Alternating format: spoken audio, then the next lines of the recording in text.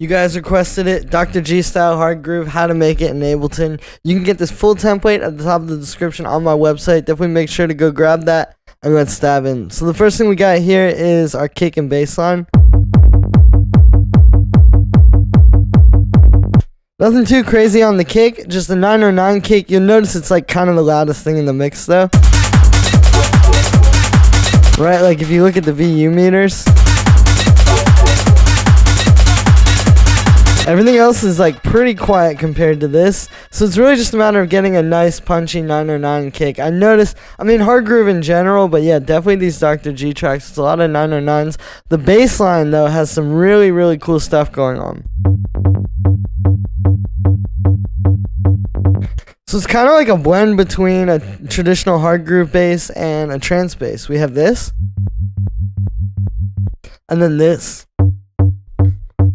Right, so this is kind of like your standard, more trancey bass, just on the upbeats. And then this gliding sine wavy bass kind of fills in the space. It's really interesting and it's very creative as well. But what it does is it creates this great groove underneath everything. And there's also this little bass stab, which we'll talk about. So for the gliding bass, what you do is it's kind of like this. Right, this whole thing is in G, like you can see, yeah, it's all, Dr. G here, right? So we got this. It's literally just a quarter note in length, right? It's really short. It's just that glides up and then it bounces to that note. And then the in-between on that upbeat is open, and that's where this fits in. Like if you look at it inside of here, it's literally like in the middle of that, right? So then for the sound, it's operator. It's basically a sine wave, but there's a little bit of this other sine wave doing some FM. Just a little bit more harmonics on top. Now, if you do too much of this, you kind of lose the sub. Right, like you get more mid-range, but you definitely lose the sub. So it's important to just keep that at the right amount. It's more about feeling it anyway. And then I've got the glide on. And then this is also being sidechained to the kick. Very important with this one. Then on this one, it's just that one on the upbeats there. And then we got this operator patch, which starts like this. So it's a square wave with actually a little bit of FM from a sine wave. You can see it has a short envelope. So without it, right, it gives it a little bit more attack when I bring that back in. It makes it a little bit more punchy, so it's going to hit through the whole mix. Then we got a low pass filter with an envelope. And there you go. This is a really simple bass line to make, but it's complex in how these work together. And I also think it's just cool abstract thinking to put this together. You know, that's the thing. Is like a lot of times the coolest stuff is really not that complicated, but it's like just really creative ways of doing it. And then there's also this one which jumps in. Right, so on every 2 bars you can see it just bounces off on those 2/16 notes. It's the same note, so it's not going to clash with the other bass that's happening there. Right, it all works. And it also kind of bounces nicely with the other bass. It's a really similar sound to that other upbeat bass, but I made it a little bit different. And the other thing is, you want to cut the sub on this, right? I've got all the low end cut out. Right, so this is basically a saw wave with a little bit of FM from a sine wave. Just like that last one, you can see it's just at the start to give it more punch. Low pass filter with an envelope. And then, yeah, I cut out the low end so it wouldn't clash. That's also really important. And it puts it in a different spot in the mix by using the saw wave as well. So then we move down to our hi-hats. So I got this big open 909 kind of hi-hat. Yeah, you can get this one in the description. You can see I made it a bit shorter. And also you brought it up in pitch just to fit with this groove. You know, you can have a sample that's good, but you really got to like work with it to fit into each groove, right? So making that a bit shorter really worked well here. This one, Just a bit of swing, you can really see it there. And then also this auto pan to give it some volume shaping. Then we got a clap, which is actually layered, so I have this one. This really short clap. I made it shorter. I dragged back the start or the end time. And then also when you do that, it can still have like a bit of tail, so you're gonna want to bring the sustain down. And then it's really short, and then it's layered with this. Right, so you get a really punchy, nice clap that's gonna sit on top of that Hardgroove mix. It's kind of like the best of both samples. And you can see the short one is a lot louder, and then this distorted one is able to be as heavy and distorted as you need it to be, but it's not gonna clash with the whole mix. Like if you try to have this be the only clap and you turn it way up, it's just gonna be like really messy. Right, but then just you can bring it down this way and still have some punch. So the way I made this is it's this clap starting like this. You know, kind of like a 909 type of clap, and then we just distort it right out the gate. Then there's the short reverb. You can see I brought the size and decay down, so it's just a little tail, and then we distort that. You see, I brought the dynamics down. The dynamics do a lot if you play with them. Right? Like, even outside of whatever that's doing to the transients or whatever, it just changes the tone. This worked really well there, and then I just high-passed it. Then we got a little Rave Loop. You can hear some live percussion that's basically just being repeated over and over. I think it's important, too, because, like, when I was showing you this a second ago, right, it can be a bit stale. Or a bit like sterile. It's powerful and it's needed, but then you need like some bongos.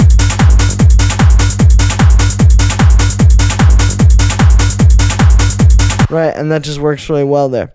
Then we got this distortion percussion.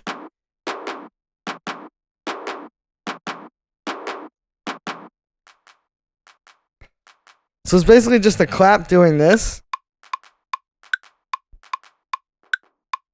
And then I have a bandpass filter moving around on here, where you can see it's just, you know, moving where the filter frequency is, kind of slowly over time. And then we're distorting that. And you can hear it brings out all that filter sweep and all the kind of movement, right? And then high pass it a little bit. And yeah, it can add a lot of really great movement to that mix you just heard. Like if I just play these.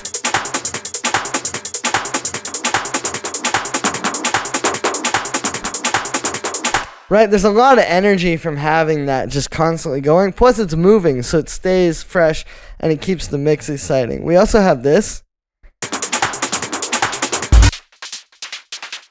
which is doing this as well. So the way that I made this is it's actually operator percussion. It's a bit of white noise.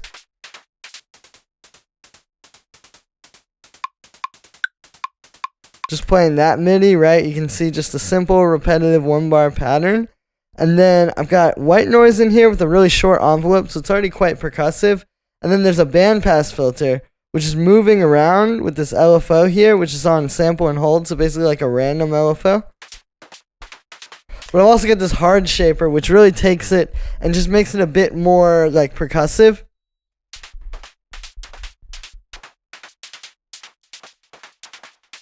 A little bit of echo, and then some drum bus after that, which brings out the echo and brings out just the percussiveness.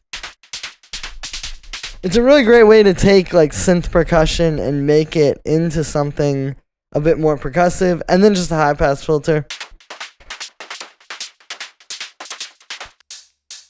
I've got another little hi-hat just layered in here, kind of as part of like this whole loop. You know, just filling out a little bit more high end over that other one. We got this little distorted percussion.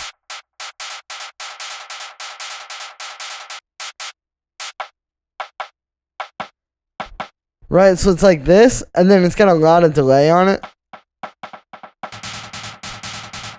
And then you distort that with the amp, where it just really gives it like a new texture. And also it brings out the delay, so it kind of like just puts the delay at the same level, because it is essentially like compressing all that. High pass filter, and there you go, you have this nice moving percussion. Also have this little kick loop that basically froze down, and you can hear it has like that nice mid-range in it. So I high passed it, and then we got this auto pan sort of side chaining it, and you're just getting that nice mid-range percussion in there. Then I got this, which is basically building a Rave Loop from scratch. So it starts, I'll turn off the group processing. It starts with this thing. Right, I just took this one hit out of some live percussion. This is all like live hand-played percussion. I just took this one hit. Just only that. And then I also took this one. And I just took that. So you see it starts to kind of build up. And then I also finally grabbed this one. Right, so then you put it all together. And it's a really cool way to build some live percussion. And also it gives it still like the techno kind of like perfectly on the grid sort of feel, right? Where it is like obviously not being played live exactly how you hear it. So you get something really creative, and also it fits really well with the groove. Like if I play that whole groove before this, and then I'll bring it in. Right, you can hear that just sits on top really, really nicely. So then we got our first chord stab. So what this is it's actually made with analog. We're just playing literally just G, and then I'm just bringing it down to F sharp. Now you can hear that this has a chord in it, so I'm doing that using the Ableton chord over here. We're just making a basic minor chord. It's just the third and the fifth, which ironically is 7 semitones. The third is 3 semitones, right? If you're in a minor chord like this. Usually minor chords work best for these kind of stabs. So what I'm doing then is inside of analog.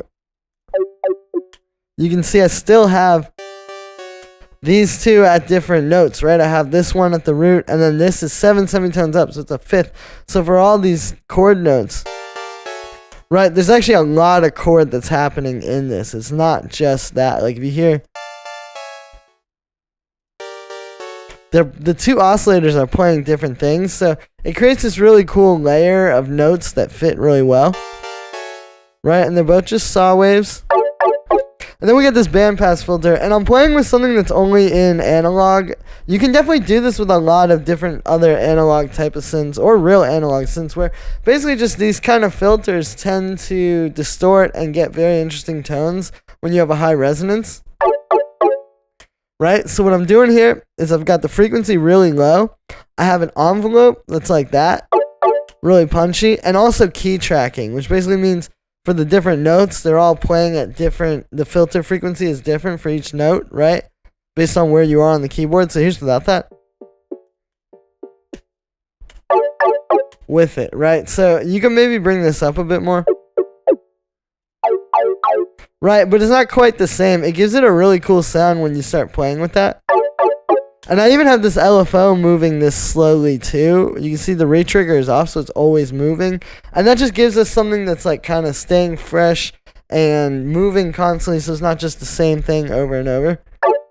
But yeah, it's really that high resonance that's doing this. If I bring that down, it just becomes a very vanilla kind of chord stab.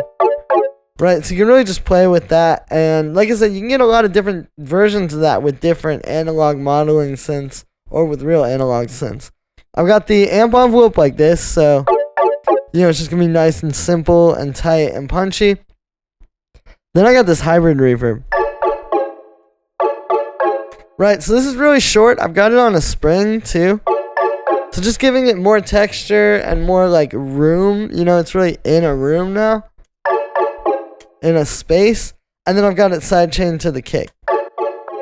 You can also see the EQ on the reverb is cutting out the low end so we don't get any mud. I've also got this chord stab, which is made in a very similar way. right? But with a little bit of a different method. This is more like an organ, and it plays into that other one, right? This is also doing G and F sharp. So what I'm doing with this one here is the same kind of thing, where I'll actually turn off all the effects. We've got this. So this is actually doing a minor 7 chord, where I've got that same minor chord you saw, and a minor 7th here, which would be 10 notes up from, or 10 semitones up from the root note, right? This also has that thing going on with the 5th, where you can see this one. I got oscillator 1 at the root note, but it's an octave up. And then oscillator 2 is an octave and a 5th up. Right, so you're getting, that's all working together. And a lot of times if you're making like very basic chord stabs where you're not doing that, right, you can see it's very different. So I definitely recommend playing with having that second oscillator or 5th up. A lot of times you might be struggling to make the chord stabs you hear in your head, or that you hear people sampling, because that's really what's going on there. This one doesn't have any filter stuff. It's just 2 sine waves, and the amp envelope is really short. You know, it's going for more of like an organ sound. We got a bit of delay and some hybrid reverb.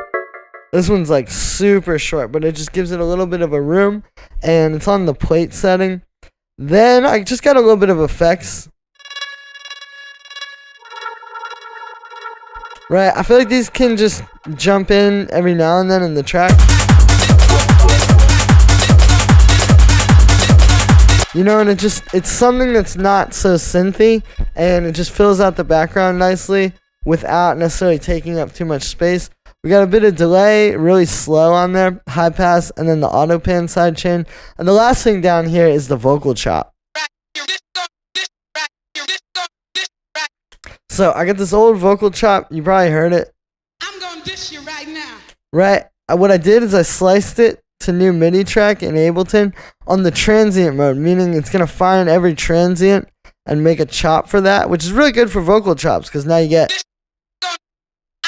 you know, all that. I made this rhythm with it. You know, really simple if you hear it with the metronome. But it's also got a lot of funk, because it's not necessarily like perfect, the chopping, and you kind of get a little bit more like just life out of that. I think that's really good for this kind of hard groove. And then, so it starts like this. I distorted it a bit, which I think is really good for these. High passed it, because yeah, there's definitely a bit of low end and low mid you don't want there. And then I've sidechained it to the kick.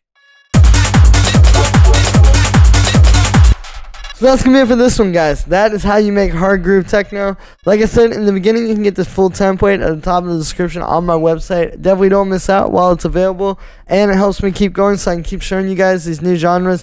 Let me know what other tutorials you guys want to see in the comments, and I'll make sure to make the most requested ones. Thanks for the support, everybody, and I will see you tomorrow with another video.